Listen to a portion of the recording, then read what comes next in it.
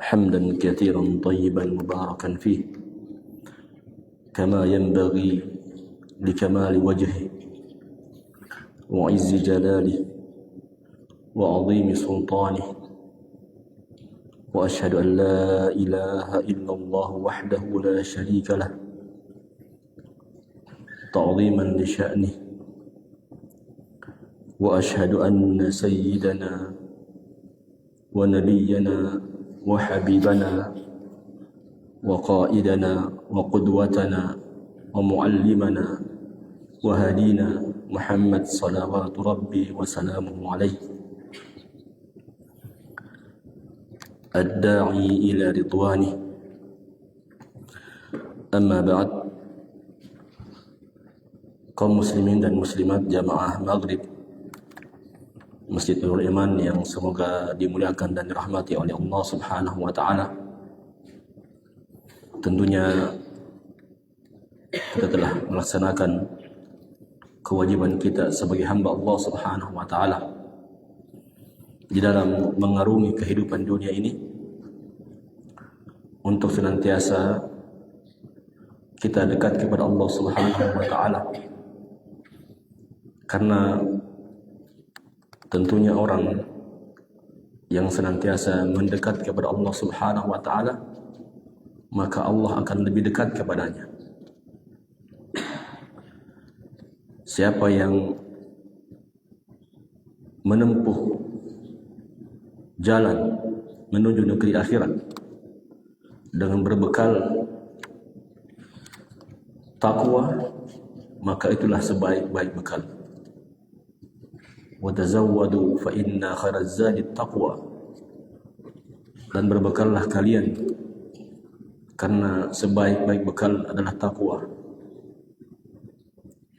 Takwa itu apa yang kita yakini dari keimanan kita,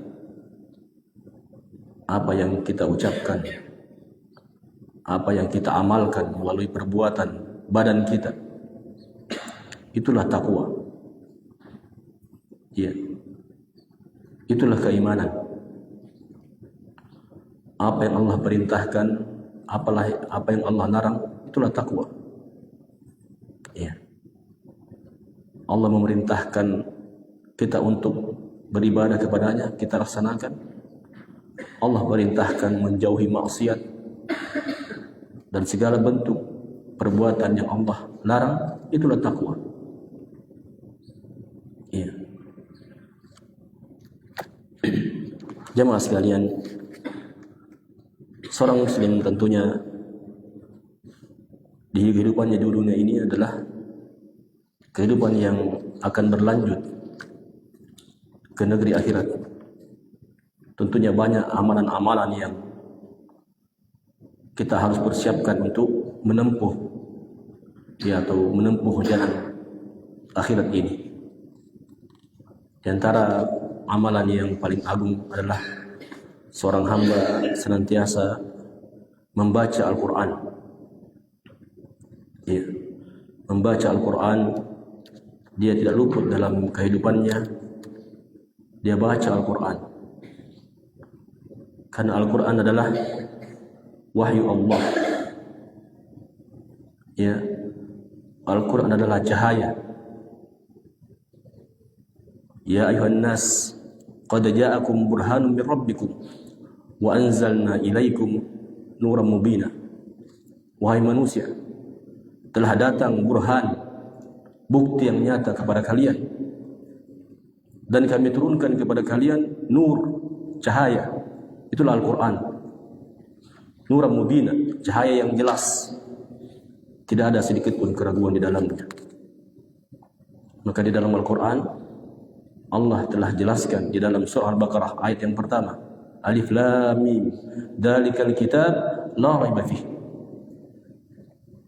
Ya, Alif Lam Mim, itulah Al-Quran, tidak ada keraguan di dalamnya.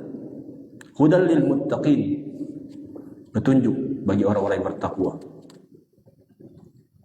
Jamaah sekalian, banyak sekali di dalam ayat Al-Quran tentang bagaimana Al-Quran itu sebagai petunjuk. pedoman bagi manusia untuk senantiasa dia baca.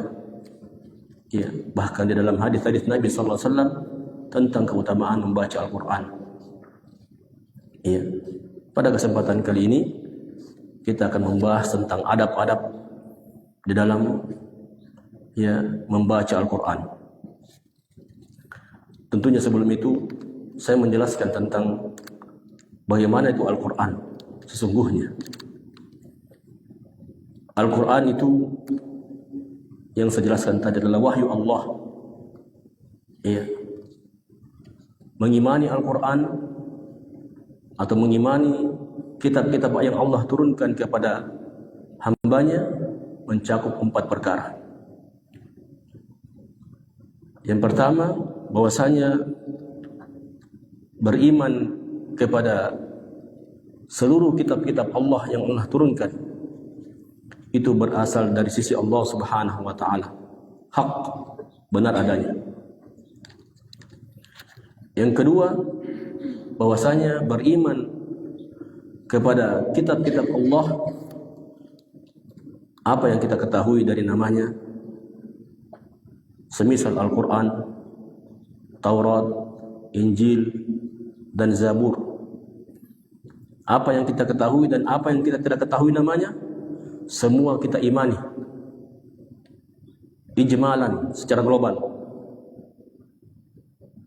Itu perkara yang kedua, beriman kepada kitab-kitab Allah. Kemudian yang ketiga, membenarkan apa yang telah dikhabarkan di dalam kitab-kitab Allah, khususnya Al-Quran. Kita terima seluruh pengkhabaran, pemberitaan dari Al-Quran tanpa sedikit pun kita tolak. Dan juga menerima pengkhabaran dari kitab-kitab sebelumnya, ya, sebelum diubah oleh tangan-tangan manusia.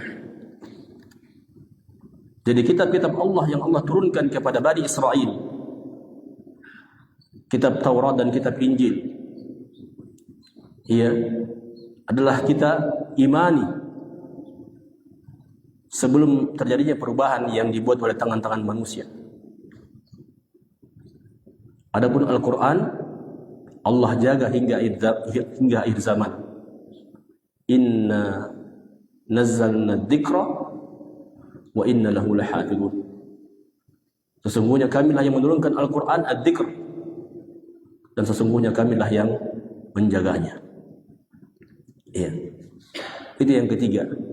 Kemudian yang keempat, beramal dengan apa yang telah Allah berikan dari hukum-hukum di dalam Al-Quran, dari syariat-syariatnya, tanpa penolakan sedikit pun juga, tanpa ada rasa merasa tidak enak di dalam hukum-hukum dalam Al-Quran. Kaum muslimin, kaum mukminin menerima sepenuhnya tanpa ada rasa berat hati di dalam dirinya. Itulah 4 cakupan yang harus kita imani di dalam mengimani kitab-kitab Allah Subhanahu wa taala. Karena kita mengimani kitab Allah merupakan rukun keimanan kita. Orang yang mengingkari satu dari seluruh kitab-kitab yang Allah turunkan, maka dia keluar dari Islam secara ijma' kaum muslimin. Satu yang mereka tidak imani, maka dia tidak mengimani seluruhnya. Ya. Jemaah sekalian, terkhusus Al-Quran. Ya, Al-Quran adalah wahyu Allah Subhanahu wa taala, diturunkan oleh seluruh umat manusia. Diturunkan kepada seluruh umat manusia. Iya. Tentunya ada buah yang agung di situ yang kita peroleh bagi orang yang mengimani Al-Quran, bahwasanya mengimani Al-Quran itu bentuk inayah Allah, pemeliharaan Allah kepada kita hamba-hambanya semua ini, agar manusia tidak salah dalam melangkah, tidak salah arah di dalam beribadah kepada Allah Subhanahu wa taala. Jadi Al-Qur'an Allah turunkan sebagai pedoman untuk manusia bagaimana dia beribadah kepada Allah Subhanahu wa taala. Bagaimana dia mengesahkan Allah Subhanahu wa taala. Karena seluruh Al-Qur'an maknanya adalah tauhid, mengesahkan Allah Subhanahu wa taala. Kemudian jamaah sekalian, hikmah di antara kita mengimani Al-Qur'an bahwasanya Allah menurunkan syariat-syariatnya untuk maslahat manusia itu sendiri. Untuk maslahat manusia itu sendiri. Jamaah sekalian, Al-Quran adalah kalamullah, adalah firman Allah Subhanahu wa taala, kalam Allah Subhanahu wa taala.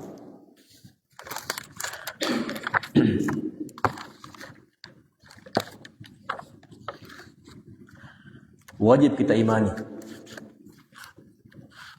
bukan makhluk. Jadi kalam adalah sifat Allah. Kalam adalah sifat Allah, sebagaimana Allah Subhanahu wa taala berfirman di dalam Al-Qur'an, wa kallamallahu Musa taklima. Dan Allah berbicara kepada Musa dengan sebenar-benar pembicaraan. Jadi Allah punya nama, Allah punya sifat. Di antara sifat Allah adalah sifat kalam, berbicara kepada siapa yang Allah kehendaki dari Rasulnya.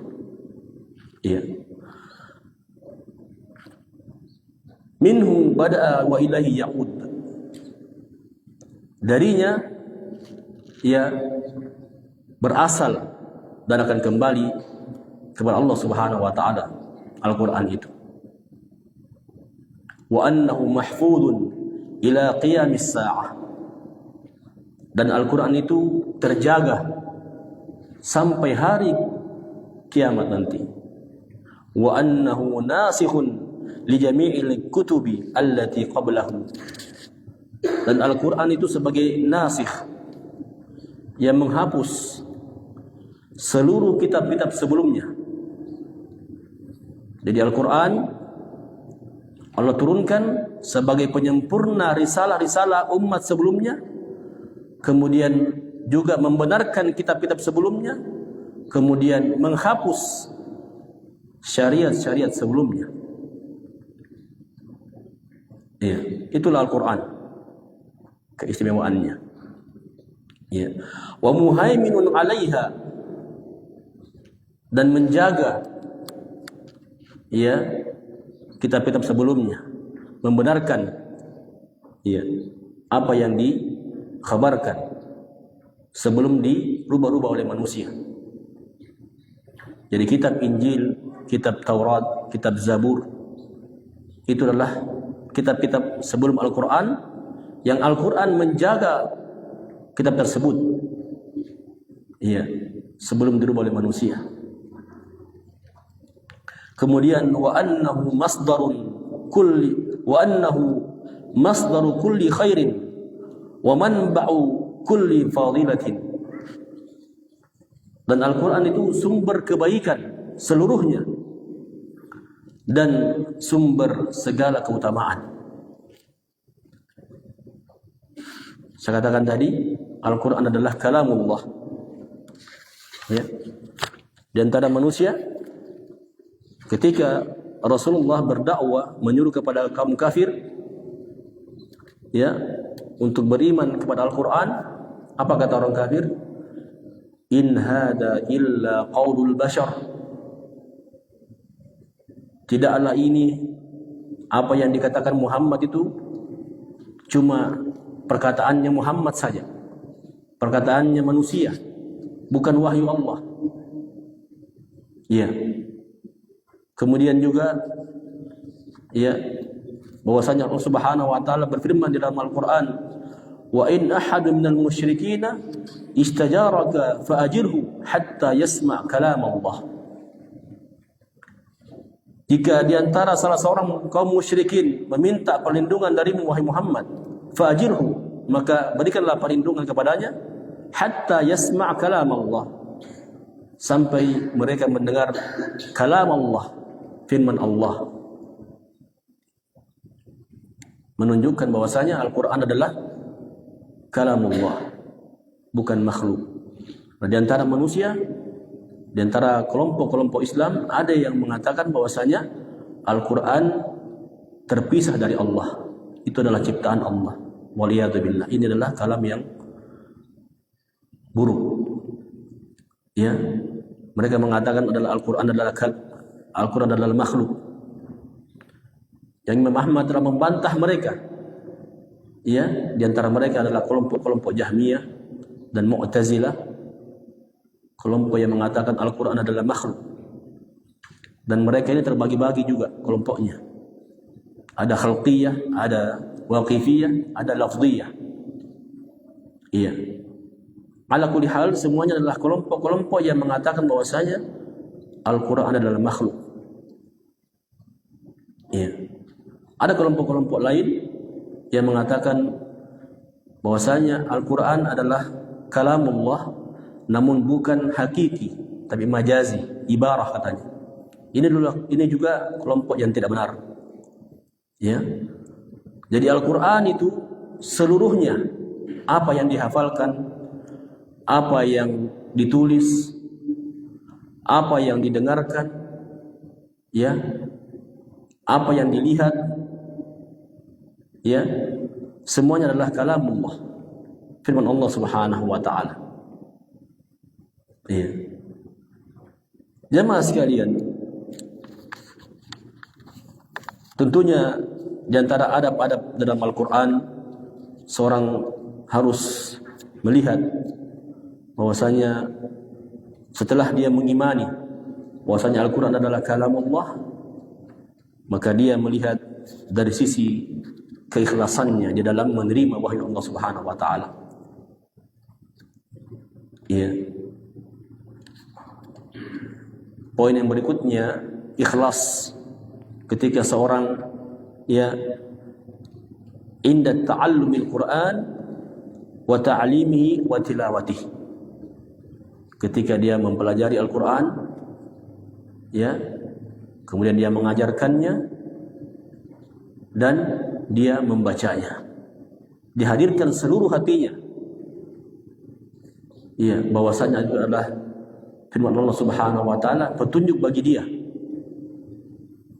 Ya, karena membaca Al-Quran adalah ibadah, maka syaratnya harus dia ikhlas kepada Allah Subhanahu wa taala. Jemaah sekalian, di antara poin yang seorang ketika dia beradab kepada Al-Quran, dia mujahadah, bersungguh-sungguh, mujahadatun nafsi 'ala al-'amali bil Qur'anil Karim wa ta'addubi bi adabihi. Dia hendaknya bersungguh-sungguh, ya, untuk beramal dengan amalan Al-Quran dan beradab dengan adab Al-Quran. Makanya di antara kemuliaan Rasulullah SAW, karena dia beradab dengan adabnya Al-Quran. Ya, Allah Subhanahu wa taala yang langsung memuji hambanya. Wa innaka la'ala khuluqin 'adzim. Engkau Muhammad berada di atas akhlak yang agung. Kemudian ketika Aisyah ditanya tentang akhlaknya Rasulullah, maka Aisyah istri Nabi radhiyallahu anha, ya, innahu khuluquhul Qur'an. Akhlaknya Nabi itu akhlaknya Al-Quran. Ya.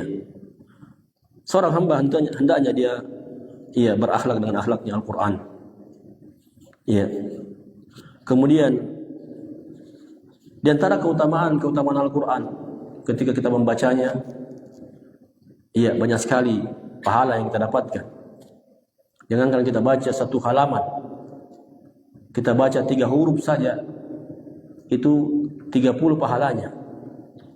Disebutkan di dalam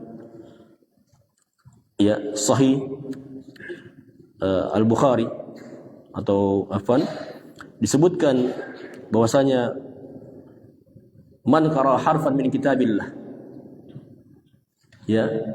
falahu hasanah wal hasanatu bi 10 amsalha, dan barang siapa yang membaca Al-Quran, satu huruf dalam Al-Quran, maka baginya satu kebaikan, dan satu kebaikan itu semisal 10 pahala, 10 kebaikan.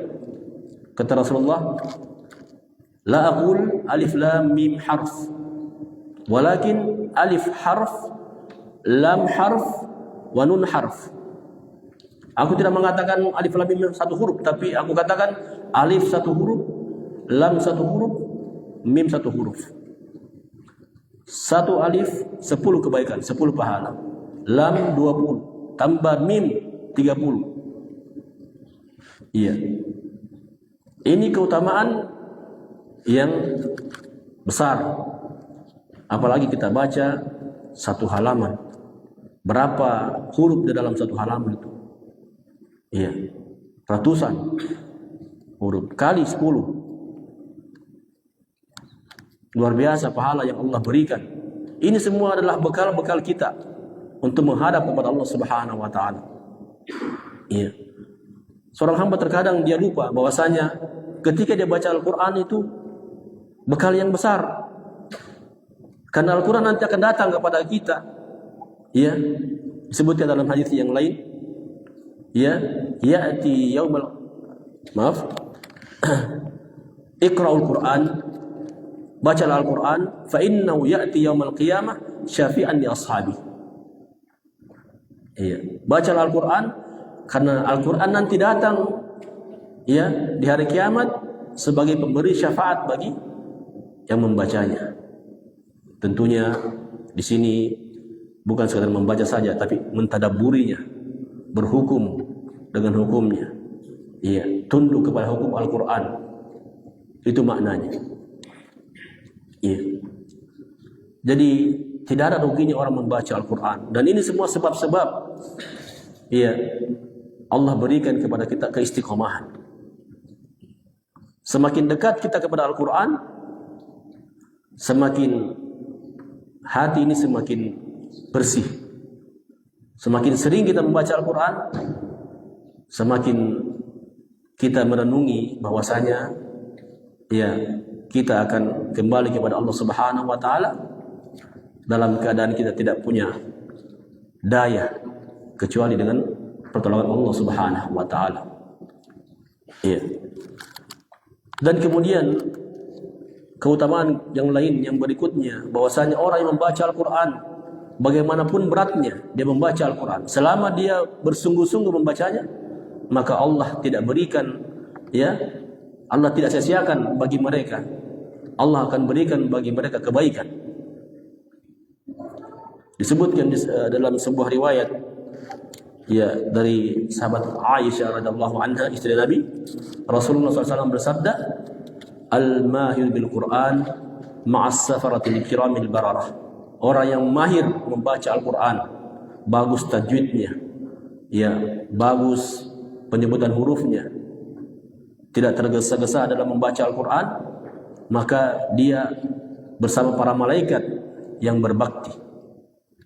Walladhi yaqra'u, adapun orang yang membaca wa tata'ta, dalam keadaan dia terbata-bata, wa huwa alaihi syak, dalam keadaan berat dia rasa, falahu ajran, maka Allah akan berikan padanya 2 pahala. Luar biasa, Allah berikan keutamaan bagi orang yang membaca Al-Quran. Allah tidak sia-siakan pahala bagi mereka. Kemudian jemaah sekalian, di dalam poin dalam adab kepada Al-Quran, hendaknya seorang hamba al-ihtimam, bersemangat bimuraja'atil mahfudhi minal Qur'ani wa ta'ahadahu atau wa ta'ahaduhu hatta la yunsa. Ihtimam, perhatian dengan mengulang-ulang hafalannya. Iya, kalau kita kaum muslimin tentunya ada hafalan Al-Quran tak? Rugi kita kalau kita mengaku muslim, tidak ada satupun ayat yang kita hafal dalam Al-Quran. Tidak ada yang kita hafal satu surah. Iya, juz 30 umpamanya, minimal kita bisa hafal juz 30. Kalau tidak bisa, seperduanya lah. Kalau tidak bisa, seperempatnya lah. Ya, ini surah-surah pendek yang ada dalam juz 30.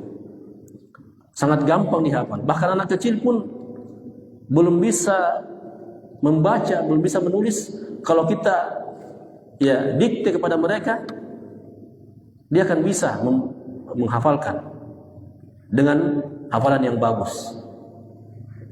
Ini artinya Al-Quran itu mudah dihafalkan. Ya, walaqad yassarna al-Qur'ana lidzikr fahal bimuddakir. Sungguh kami telah mudahkan Al-Quran sebagai peringatan. Apakah ada orang yang ingin mengambil peringatan? Jadi Al-Quran itu segalanya Allah mudahkan untuk dihafal, untuk dipelajari kandungannya. Mudah semua. Cuma manusia banyak yang berpaling dari Al-Quran. Iya. Jadi seorang itu ihtimam, perhatian dia terhadap hafalan-hafalannya. Jangan dia tinggalkan atau lewatkan satu hari kecuali dia baca Al-Quran ataupun dia mengulang-ulang hafalannya. Apa yang dia hafal? Kalau perlu dia tambah hafalannya. Iya, yang tadinya dia tidak bisa hafal juz 30, ya dia hafal, dia usahakan hafal juz 30. Itu minimal. Tidak ada ya penghalang atau kita katakan kami sudah tua. Tidak ada seperti itu. Allah mudahkan Al-Quran, baik anak kecil sampai ya yang sudah renta sekalipun. Kalau dia ihtimam, perhatian, ingin merubah dirinya, maka Allah akan mudahkan baginya. Kemudian tadabburul Quran wa ta'ammulu fi ma'anihi wa ahkamihi. Dia mentadabburi Al-Quran, merenungkan maknanya dan hukum-hukumnya yang ada di dalamnya. Itu sifatnya orang mukmin. Bukan sekadar dia baca saja, tapi minimal dia baca, dia tahu terjemahannya, ya. Dan kalau bisa dia tahu lagi apa kandungan dari tafsir Al-Quran tersebut. Apa yang diinginkan dari ayat tersebut. Karena sekarang sudah banyak beredar tafsir-tafsir Al-Quran. Bahkan sudah diterjemahkan, bahkan tafsir Ibnu Katsir sudah terjemahkan dalam bahasa Indonesia. Tebal. Tinggal kita saja ingin. Bahkan mungkin sudah ada dalam bentuk, kalau yang sudah canggih sudah ada dalam bentuk PDF sekarang. Tinggal download saja di internet. Mudah. Allah mudahkan semuanya. Iya. Cuma kadang kita ini memang ya itulah ya manusia, sifatnya itu memang sering mengikuti hawa nafsunya. Ya, berpaling dari Al-Quran. Ketika ada seperti ini yang menjangkiti diri kita, maka hendaknya kembali. Kita renungi bahwasanya saya sudah di luar jalur ini. Saya harus kembali konsisten kepada Al-Quran. Iya, apalagi kalau kita sudah berumur lanjut, iya. Ini harusnya lebih kita banyak membaca Al-Quran. Kemudian di antara poin adab-adab Al-Quran adalah A'dhamil mushafa fala tadkhuli bihi ilal khala. Mengagungkan Al-Quran, jangan bawa masuk ke dalam WC. Ya, di antara bentuk adab terhadap Al-Quran, tidak boleh kita bawa masuk ke dalam WC.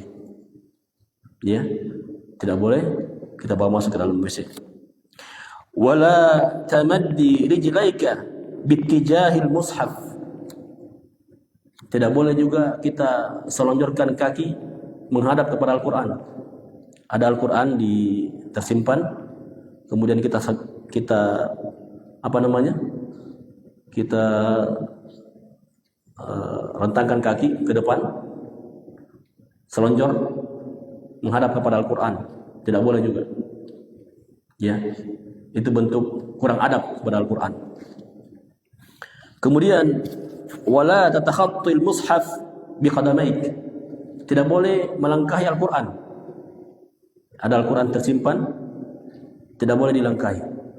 Itu di antara bentuk adab terhadap Al-Quran. Wala tasbaghi asba'aka birriqi inda taqlibi awraqil mushaf, tidak boleh kita, ini banyak terjadi ya, tidak boleh mengambil air ludah kemudian membuka lembaran-lembaran mushaf. Ya, ada biasa seperti itu ya. Karena tangannya mungkin kering, dia ingin buka lembaran Al-Quran, dia pakai air liurnya, air ludahnya untuk buka lembaran Al-Quran. Tidak boleh. Ini namanya bentuk pelecehan terhadap Al-Quran. Jadi yang belum tahu hukumnya, insya Allah dimaafkan oleh Allah Subhanahu Wa Taala. Yang sudah tahu maka hindari. Jadi kalau ada seperti itu, ambil air saja, ambil air yang bersih, ambil kemudian dicelupkan, kemudian dibuka pakai air. Jangan pakai air liur atau pakai air ludah. Itu diantara bentuk adab kita terhadap Al-Quran. Kemudian wala taj'al syai'an bi'uluwi 'ala al-mushafi bal aj'al al-mushafa huwa al-a'la. Jangan jadikan sesuatu itu di atasnya Al-Quran. Bahkan jadikan Al-Quran di atasnya sesuatu tadi. Jadi kalau ada kita tumpuk buku apapun itu namanya, jangan Al-Quran di bawah. Ya, ini tidak boleh. Jadikan Al-Quran di atas. Iya. Itu bentuk adab terhadap Al-Quran. Wala taj'alinahu khalfa dhahrika. Jangan jadikan Al-Quran itu di bawah di belakang punggungmu. Jadi kalau ada rak-rak Al-Quran, kemudian ada Al-Quran di situ, jangan bersenter di situ ya. Tidak boleh. Tidak boleh kita belakangi Al-Quran, kita punggung begini. Kemudian wala tada'inahu fil ardi asna al-qira'ah. Jangan kau letakkan Al-Quran di lantai ketika membaca Al-Quran. Jadi ambil meja, ya, atau kalau tidak ada, minimal kita pangku Al-Quran, ya, kemudian kita baca. Atau kalau tidak, kita pegang begini. Itu lebih bagus. Ya. Kemudian ini juga ya, ihdari min wad'il awraqi allati fiha ayatun fi sunduqil qamamah. Jadi hindarkan ya kalau ada lembaran-lembaran Al-Quran yang sobek atau yang berserakan, biasanya di rumah atau di mana saja kita dapat, hindarkan ayat-ayat Al-Quran tadi agar tidak masuk ke tong sampah, jangan sampai masuk ke tempat-tempat buruk. Ya, ambil kalau ada kita dapat potongan-potongan mushaf Al-Quran, kita ambil, kemudian kita amankan, kita simpan di kantong kita, ya, kita amankan di rumah. Kalau kita khawatir tidak bisa menjaganya, maka kita musnahkan saja, kita bakar saja. Ya, ini yang disebutkan oleh para ulama. Ya.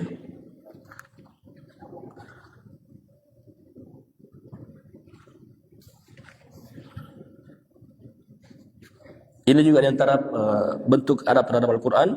Wala taj'alil manbaha ala hatifika minal Qur'anil Karim. Tidak boleh dijadikan Al-Quran itu sebagai ringtone. Apalagi ringtone, nada dering atau alarm.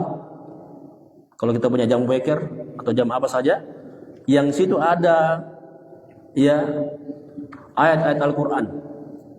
Itu tidak boleh. Bukan itu tujuannya Al-Quran diturunkan. Bukan itu ya. Iya. Pakai nada dering yang lain. Iya. Ini diantara bentuk pengagungan terhadap Al-Quran. Iya. Kalau sedikit-sedikit apa-apa saja yang bisa bunyi kemudian kita jadikan dari Al-Quran kita ambil, itu namanya tidak ada pengagungan terhadap Al-Quran. Iya. Kemudian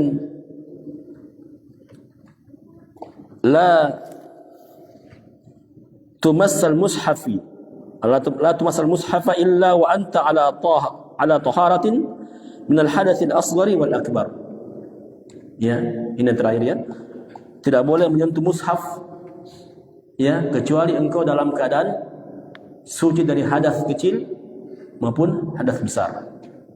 Ini yang pendapat yang paling kuat yang dipegang oleh para ulama kita.